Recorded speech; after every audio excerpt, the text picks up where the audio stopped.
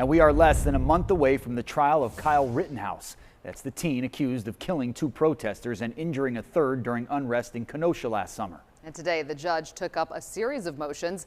CBS 58's Kristen Barbarisi was in court all day and joins us live with the details. Kristen.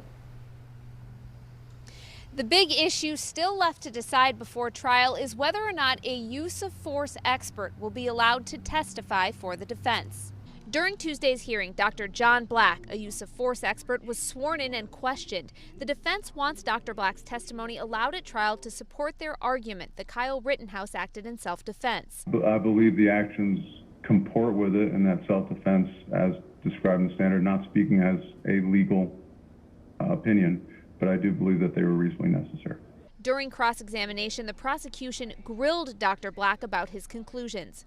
If everything else in the situation was the same, except Mr. Rittenhouse did not have that gun, is it your opinion that Mr. Rittenhouse would have been reasonable and justified to use deadly force?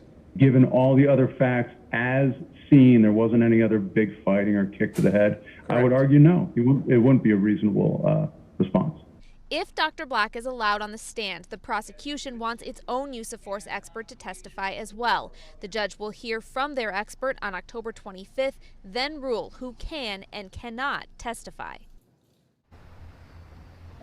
Also in court today, the judge denied a motion to dismiss count 6, which charges Rittenhouse with illegally possessing that gun because he was a minor. The judge also denied the state's request to have witnesses at trial kept anonymous. The trial itself is still scheduled to start on November 1st and is expected to last about 2 weeks. Live in Kenosha, Kristen Barbarisi, CBS 58 News.